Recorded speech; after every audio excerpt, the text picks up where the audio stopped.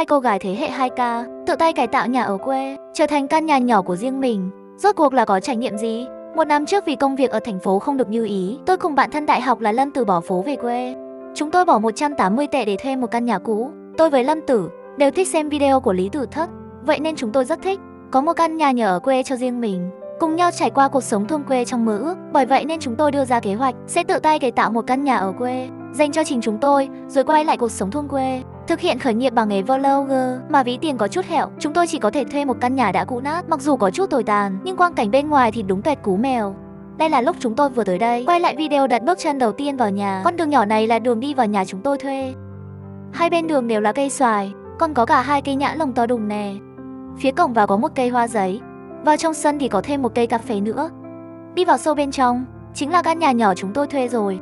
Bao quanh nhà đều là cây xoài luôn ý. Thuê căn nhà này cùng với một mẫu đất trồng rất nhiều cây xoài xung quanh. Tất cả như vậy mà chỉ có 180 tệ một tháng thôi, tầm 684.000. Bởi vậy mà chúng tôi liền ký luôn hợp đồng 10 năm. Xong thế là bắt đầu đi trên con đường cải tạo nhà rồi. Căn nhà hoang tàn này, vì nhiều năm nên chẳng có ai sinh sống cả. Bởi vậy bước đầu tiên chính là dùng bình xịt côn trùng, xịt toàn bộ căn nhà một lượt trước. Sau đó mới tới việc quét dọn sạch sẽ được. Khi chúng tôi thực hiện kế hoạch này, bố mẹ đều rất ủng hộ. Bởi vậy mà ngày đầu tiên thực hiện quét dọn, cả nhà đều tới hỗ trợ luôn. Căn nhà được dọn dẹp sạch sẽ nhìn khác bọt hẳn. Tường của căn nhà chạm vào cái là vữa rớt liền. Bởi vậy mà toàn bộ vữa tường đều được cạo bỏ. Như vậy mới có thể cải tạo tốt tường được. Tôi và Lâm Tử phải mất tận 3 ngày mới cạo bỏ được hết. Cạo xong thì cái nhà nhìn hoang tàn sơ xác luôn. Vốn dĩ là cái cửa sổ của căn nhà rất nhỏ, nên chúng tôi muốn mở rộng nó ra chút. Bố tôi liền tìm may trong thôn một đội thợ xây dựng tới giúp chúng tôi phần này, chính là giúp chúng tôi cải tạo nhà đó. Để tiết kiệm tiền hơn chút, mấy bác thợ chúng tôi mời tới cũng là đội thợ có tiền công dễ thở nhất rồi ấy. Bởi vậy mà công đoạn nào cũng tận dụng. Tháo xong cửa sổ liền dỡ luôn mái nhà. Mấy thanh xà ngang của mái đều đã hỏng khá nhiều. Chúng tôi liền đi qua nhà của các bác trong thôn, mua liền mấy thanh xà gỗ luôn để cho các bác thợ thay luôn cho. Trong lúc cải tạo thì cũng phải lo cơm nước cho thợ nữa. Chúng tôi liền nổi lửa ngay cạnh bên thôi, vì chăm chỉ nấu cơm tận 3 tháng cho các bác thợ. Tay nghề làm bếp của tôi cũng là thời gian này mà luyện ra được. Mái nhà cải tạo xong liền chuyển qua làm trần giả luôn. Bởi vì đây là lần đầu tiên cải tạo nhà cũ, chúng tôi không có chút kinh nghiệm nào. Lúc đó chúng tôi chỉ nghĩ làm lại mỗi cái mái nhà thôi, thì vấn đề bụi bặm tự nhiên rơi xuống sẽ được giải quyết. Cũng chẳng có nghĩ xa gì cho cam, trực tiếp làm một bộ giả gỗ, dùng thạch cao ghép lên luôn. Dẫn tới việc bây giờ mỗi đêm đều có mấy bé Gia Huy hội họp trên nóc nhà. Tường xi măng cũng tiến hành cùng lúc khi làm mái nhà. Chúng tôi chả có tẹo kinh nghiệm nào, đành chỉ loăng quăng làm phụ hồ, đào xi măng. Giai đoạn quét sơn tường này, nếu không phải lúc trộn xi măng, thì cũng là lúc đưa thêm xi măng cát đã trộn vào. Ngày nào cũng chăm chỉ làm việc hết trơn. Các bác thợ check tường xi măng cả ngoài lẫn trong cũng mất khá thời gian đó. Giai đoạn này căn nhà cũng có nhiều sự thay đổi rõ rệt nè. Nhìn cũng không còn là ngôi nhà dễ sụp nữa rồi. Sơ bộ gian nhà là như vậy. Tiếp tục cải tạo nhà bếp nào. Nhà bếp chính là gian tồi tàn nhất trong số mấy gian nhà. Trên tường còn có một vết nứt to bổ tràng, vậy nên là cải tạo nó có độ khó lớn nhất. Bác tôi với kinh nghiệm làm công trình 20 năm đã cùng tôi thảo luận đưa ra rất nhiều phương án. Cuối cùng quyết định là hai bên tường sẽ hàn 2 cột sắt, sang ngang dùng thanh sắt hàn cố định lại. Chỉ cần việc cố định được làm tốt thì sao không sợ bị đổ sập. Quyết định như vậy, bác tôi liền cùng với đội thi công thực hiện luôn. Lúc đó tôi thực sự cảm thấy rất hạnh phúc.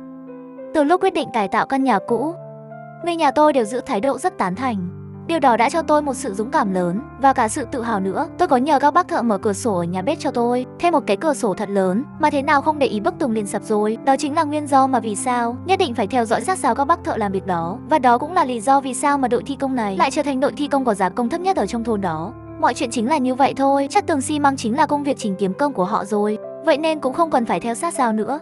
Chúng tôi liền dọn dẹp sạch sẽ con đường phía trước nhà chút, cũng tiện cho sau này chở nguyên vật liệu vào. Sau khi dọn xong con đường nhỏ thì chát tường cũng hoàn thiện rồi, vậy là cũng hoàn thiện nhà thô rồi. Bác thợ chúng tôi thuê mắc nhất trong thời gian cải tạo nhà, thợ mộc cuối cùng cũng lên sóng rồi. Chúng tôi để bác ấy làm hết tất cả các cửa sổ của căn nhà. Thời gian này chúng tôi cũng học được tay nghề đánh mịn mặt gỗ rồi, cái cửa nào cũng được đánh mịn láng. Đây cũng là công cụ đầu tiên mà tôi học được. Không ngờ rằng sau này lại là công cụ mà tôi hay sử dụng nhất.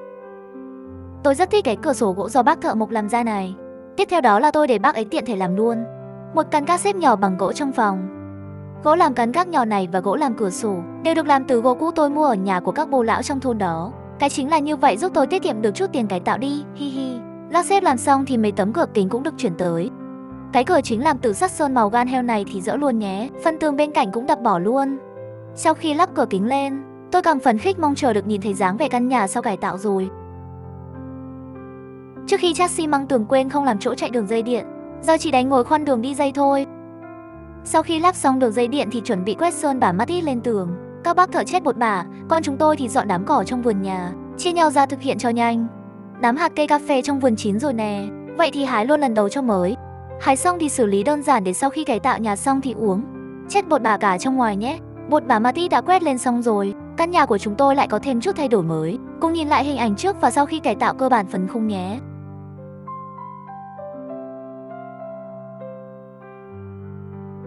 Sau khi cải tạo căn nhà được hơn 2 tháng, đi vệ sinh chính là vấn đề tồn tại lớn nhất lúc này. Vậy nên là chúng tôi liền dành một phần đất bên cạnh ra nhà bếp để làm ra nhà vệ sinh mới, đồng thời lựa chọn làm phân biệt hai khu khô ướt. Lúc đó chọn loại gạch ốc cỡ nhỏ này, mấy bạn trên mạng đều bình luận là nhìn giống như nhà vệ sinh công cộng ấy.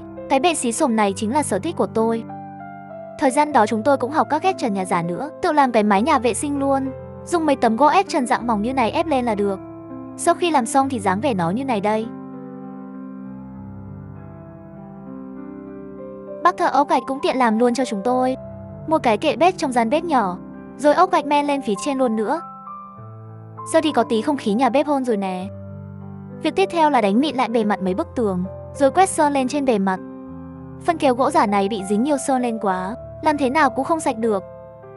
Nên tôi nghĩ ra cách trực tiếp mua mấy miếng giấy dán vân gỗ về, dán đè lên cho nhẹ bớt gánh là được rồi.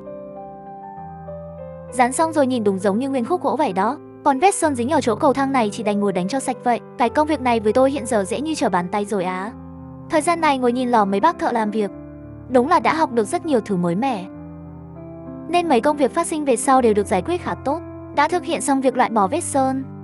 Công việc cải tạo tiếp theo chính là phải dùng tới sức mạnh rồi.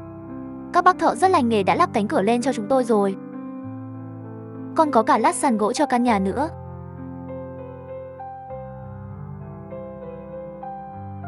Lắp xong sàn gỗ thì phần khung căn nhà cũng xong rồi. Theo dự tính của chúng tôi thì cũng được khá khá rồi.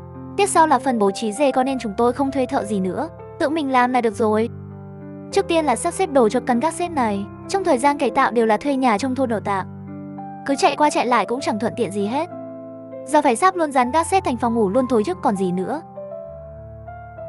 Dê co xong rồi chính là phong cách mà tôi ưa thích nè. Bây giờ cuối cùng cũng có căn phòng cho mình rồi. Nhà vệ sinh vẫn chưa có cửa, nếu ở thì vẫn có chút bất tiện. Cánh cửa màu gan heo lúc trước tháo ra ở cửa chính, thật đúng lúc cải tạo lôi ra dùng luôn. Để đồng bộ phong cách thì sơn lại thành màu trắng rồi vẽ họa tiết ưa thích lên trên. Đều là các nhân vật hoạt hình chúng tôi ưa thích. Trong thời gian cải tạo căn nhà thì việc nấu ăn đều ở bên ngoài. Cải tạo phòng bếp cũng sắp xong rồi. Trước hết là dùng keo làm đẹp lại khe gạch nền nhà đã.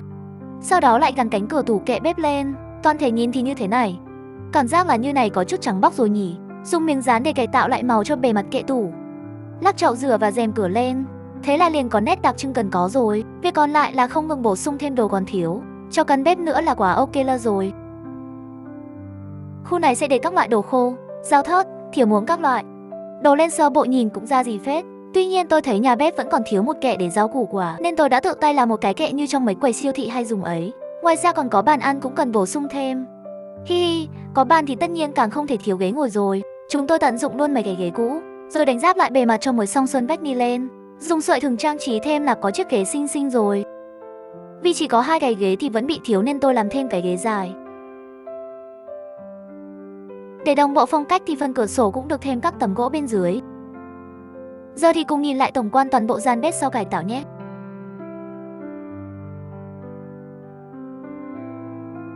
Phòng bếp đã cải tạo xong rồi. Tiếp theo chúng tôi sẽ cải tạo tiết sân vườn. Con đường nhỏ đi vào nhà cần dọn sạch lại. Chỗ cây xoài cạnh sân có thể cải tạo thành một khu bàn trà, nên chúng tôi bắt tay vào cải tạo luôn chỗ này. Đầu tiên là chắt nền xi măng lên trước đã. Như vậy sẽ không bị dính đất khi trời mưa xuống. Khúc gỗ này sẽ được dùng làm chân bàn. Phần mặt bàn chúng tôi dùng tảng đá ở trong vườn luôn. Chỉ cần đánh rửa lại và sắp đồ vào là có bàn trà tuyệt hạng rồi. Lên vài bức hình xinh xinh khi trời nắng ở chỗ này là ăn ảnh khỏi cần chỉnh. Trong sân nhà có thể bố trí thêm vài bồn cây cảnh các loại cho phong phú. Vậy nên chúng tôi dùng ít gạch không nung để xây thành bồn. Cũng mất nguyên một ngày để tự mình xây được. Dùng bột bả Mattit để làm phẳng bề mặt lại. Bột bả Mattit có màu trắng nên cũng hợp gu đó. Xong xuôi thì trồng thêm cây và tưới nước là được. Khu vực bên cạnh bồn cây này chúng tôi muốn làm giống như chỗ ngồi của mấy quán cà phê. Thế thì trước tiên làm thêm một cái bàn nữa.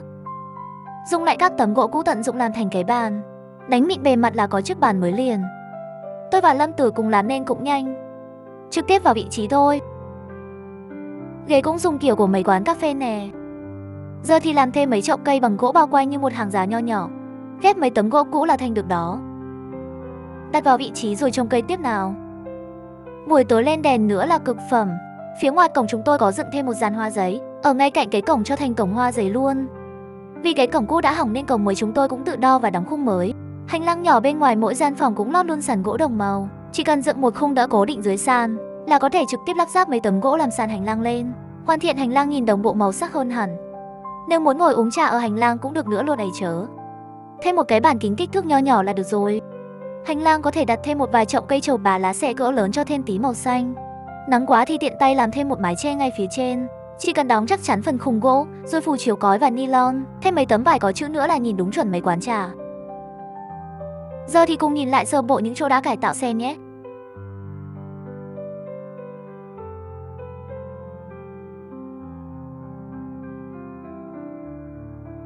Sau khi cải tạo sân vườn xong thì quay lại để coi cho mấy gian phòng. Trước tiên là lắp rèm cửa sổ nhé. Tôi lựa chọn dùng rèm cửa màu trắng trầm này. Khi ánh nắng chiếu qua không bị tối quá mà tạo cường độ hài hòa. Phần rèm cho cửa chính cũng thực hiện luôn cho tiện. Màu sắc tôi sử dụng giống nhau hết, chỉ khác kích cỡ của rèm. Bởi vì vẫn còn mấy cái cửa sổ nữa chưa xong phần bệ gỗ bên dưới, nên hôm nay chúng tôi cũng thuận tiện làm nốt phần này. Thông thường chỉ cần ghép 2 tấm bản gỗ lại rồi đo cắt theo độ dài sử dụng thôi. Cửa sổ nhiều gió còn có thể lắc thêm một bộ chuông gió len keng vui tai. Đệm nằm sử dụng loại có độ dày và chắc nhưng vẫn mềm mại khi ngả lưng. Trải ga giường, thêm gối và sắp các vật dụng cần thiết là hoàn mỹ. Nếu là người đọc sách để đi ngủ thì kiếm cái kệ tủ đầu giường, làm nơi đặt những cuốn sách có công thức chúc bé ngủ ngon rô. Thêm cái thảm màu nâu nhạt kiểu gỗ nữa cho đúng tông. Góc gầm gác xếp thêm cái ghế lười. Phòng này xếp bàn thành một khu học tập và làm việc. Dung tô phòng ngủ của hai đứa chúng tôi đây.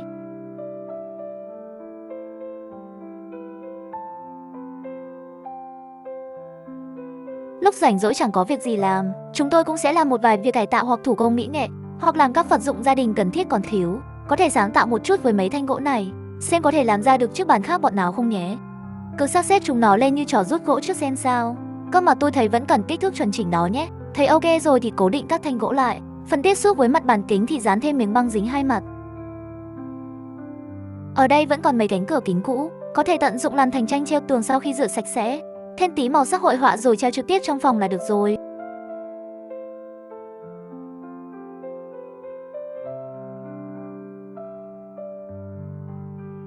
Cánh cửa còn lại thì chúng tôi vẫn sửa thành mặt bàn, vác qua hành lang đoạn khác cũng được. Ở đây có cái tủ đã gãy cánh rồi, cái tủ này có thể thử cải tạo thành kệ tủ lavabo đó. Trước tiên cứ tháo hết rồi đánh sáng để loại bỏ lớp sơn vách ni đã cũ bên ngoài. Để dễ đánh sáng nhất thì cứ tháo cả phần đáy tủ ra nhé. Đánh xong thì lắp lại là được rồi. Vì muốn khu vực để kệ thành khu vực có diện tích rộng, nên phần mặt kệ sẽ đổi qua lắp tấm gỗ có kích thước lớn hơn. Sơn vách ni phủ màu lên và thêm chậu rửa là được.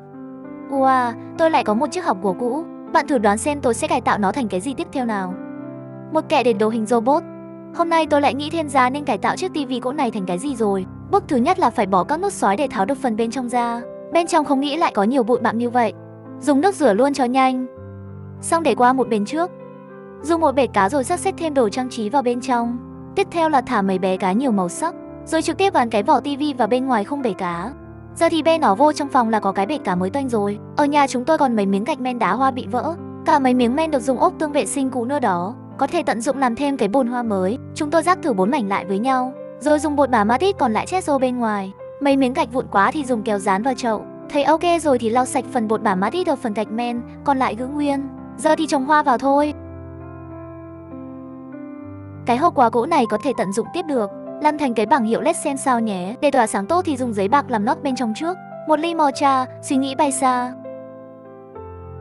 Như các bạn thấy là chúng tôi có nuôi mấy bé mèo, vậy nên chúng tôi muốn làm cho tụi nó một cái cắt chi. Trước tiên kéo một thân gỗ về cạo bỏ hết lớp vỏ bên ngoài, dùng một miếng gỗ chắc chắn khác để làm phần đế trụ, khoét một lỗ trên đó, đổ keo rồi cắm thân cây đã cạo vỏ lên. Tiếp theo là phải làm các phần bệ nghỉ, dùng tấm bìa để định kích thước trước rồi cắt gỗ theo. Vị trí bệ nghỉ gồm 2 chỗ trên và dưới, thiết kế thêm một chậu nằm ngủ cho tụi nó nữa. Xong xuôi mới dùng sợi gai quấn chặt lên cắt chi để mèo có thể cào móng. Thêm các cục cầu lắc lắc cho đúng chuẩn, tụi nó thích đó chớ. Đống quần áo cũ này tôi muốn tái chế lại, có thể làm ra vài món thủ công mỹ nghệ đó. Cắt nhỏ mấy cái quần rồi dán trên bề mặt phẳng theo nhiều màu sắc. Phần này thì dùng mỗi mấy cái túi quần làm thành, làm thêm chiếc lá từ đinh, gỗ và sợi len nhé. Có thể tùy biến các hình khác nhau theo sở thích của các bạn nữa. Có tranh vải rồi thì cũng nên làm tranh đá thử xem. Dùng kéo cố định mấy viên đá rồi phủ thêm một lớp epoxy nhé. Nhớ chọn mấy viên đá dẹt thu cho nhẹ nha mấy bà. Xong rồi thì sắp vào phòng khách nhìn cho đẹp. Tôi lại kiếm thêm được một cái hộp gỗ nữa. Lần này thử thiết kế nó thành một bàn uống nước có ngăn để đồ xem. Trước hết là đánh bỏ lớp phủ cũ bên ngoài, sơn vách ni phủ chống ẩm mốc, rồi dùng gạch cốm hoa làm trang trí bề mặt. Giữa các khe gạch dùng keo phủ khe gạch màu trắng lên. Đợi khô rồi tháo bỏ băng keo bảo vệ gạch ra. Để nó thực sự biến thành cái bàn thì cần thêm 4 cái chân đế, khung mở cũng chuyển thành khung nâng hạ. Dùng vít cố định lại phần khung nối 2 phần là được. Tại thời điểm này thì tính ra chúng tôi cũng thuê căn nhà này được 1 năm rồi đó. Vậy các bạn hãy cùng tôi xem lại toàn bộ một lượt, dáng vẻ của căn nhà sau khi cải tạo sẽ ra sao nhé. Cạnh cổng và chúng tôi buôi 2 con ngỗng và một ít gia cầm. Mấy con ngỗng qua nhà cứ nhìn thấy người là kêu toáng lên. Cây cà phê bên trái lại bắt đầu kết của đợt mới. Chỗ này có cái nhà gạch vẫn chưa có cải tạo được. Sắp tới chắc sửa lại thành phòng để đồ. Căn nhà cũng ngày càng lên hương rồi. Toàn bộ thứ tự gian nhà từ ngoài vào trong là nhà vệ sinh, phòng bếp, phòng ngủ, phòng khách, phòng ngủ thứ hai. Chúng tôi sẽ từ từ cho các bạn xem hết một lượt. Đằng sau đám cây này là chuồng heo. Hiện giờ thì vẫn chưa bắt đầu cải tạo chỗ đó. Sau này chúng tôi nghĩ là sẽ cải tạo nó thành phòng trà.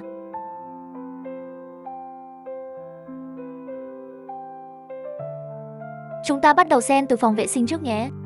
Mấy tấm hình này đều là chúng tôi tự mình vẽ lên. Bên trái là nhà tắm, bên phải là nhà vệ sinh.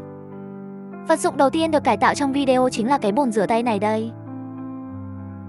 Đứng ở bên trên nhìn ra thì dáng vẻ của nó như này. Cây hoa giấy sau 1 năm sinh trưởng tươi tốt mãnh liệt.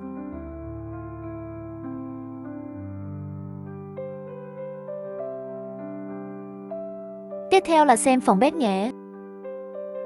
Cái cửa sổ càng nhìn tôi càng thích. Vừa nấu bếp vừa nhìn phong cảnh tươi tốt bên ngoài thật dễ chịu. Cảm giác như được sống hòa mình với thiên nhiên đất trời vậy. Mùa này bên ngoài là cả đồi ngô xanh mát, đồi nối tiếp xa xa ra tận chân trời. Đây là góc pha cà phê của tôi nè. Chỗ cà phê tôi hái được từ cây ngoài cổng được xử lý cắt gọn ở đây, hoàn toàn là tự cung tự cấp.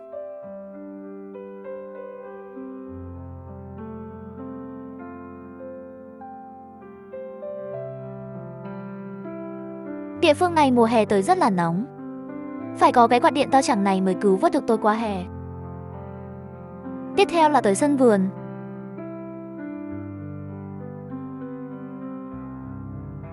Chiều mùa hè ra đây uống trà rất là mát mẻ muốn luôn. Vườn trước sân trồng đều là hoa cúc ba tư. Hạt giống đều là bạn bè tới cho chúng tôi. Hiện tại đang nở hoa nên mỗi ngày đều có nhiều bươm bướm tung bay lắm. Cái vòng chỗ này chỉ cần không có mưa thì ngày nắng nào chúng tôi cũng ra nằm một chốc. Phải rồi nè, cái cây đu đủ này ăn ngon lắm nhé. Khu vực này tôi rất thích, thường hay ra đây ngồi. Chỗ này hiện giờ chỉ còn hoa lam tuyết đang nở. Bình thường chúng tôi hay ngồi ở đây làm mấy món đồ thủ công đó. Tiếp theo thì chúng ta đi vào nhà xem nhé. Thập Nguyệt ngủ dậy rồi nè.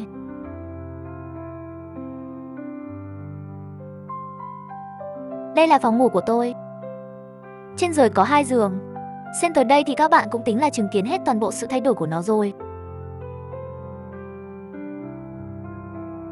Tôi rất là thích phong cảnh bên ngoài khi nhìn từ cửa sổ này.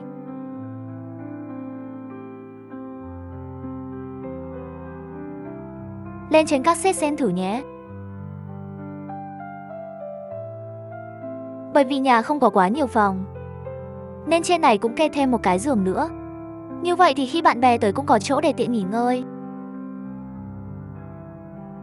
Tiếp theo là tới phòng khách. Cái cửa kính đón được nhiều ánh sáng vào giúp toàn bộ phòng khách ban ngày được sáng sủa. Sàn gỗ các thứ được làm đồng bộ phong cách như ở phần đầu video các bạn đã xem rồi. Phòng khách này vẫn chưa cải tạo hoàn thiện cho lắm, nên trước mắt mới chỉ có một bộ sofa thôi. Còn mấy đồ gia dụng còn lại chúng tôi cũng tính từ từ tự làm là được rồi. Trên tường là mấy món tranh nhiều chất liệu đó. Bên cạnh vẫn còn một căn phòng nữa. Tuy nhiên vẫn chưa bố trí xong nên tạm thời giữ bí mật với mọi người trước nhé. Từ phòng khách nhìn ra ngoài sân vườn thật là khung cảnh tuyệt vời mà. Đâu đâu cũng là cây cỏ hoa lá. Chúng ta thử đi xuyên qua vườn hoa xem. Từ góc xa nhìn lại có thể thấy được toàn bộ căn nhà rồi.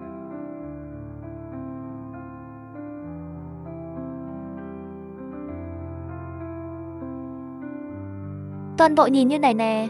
Căn nhà nhỏ của chúng tôi vẫn chưa cải tạo xong. Hãy theo dõi để có những cập nhật mới nhé. Các bạn đừng quên bấm follow Easy House, thích video và bật chuông đăng ký để nhận thông báo khi video mới lên nhé.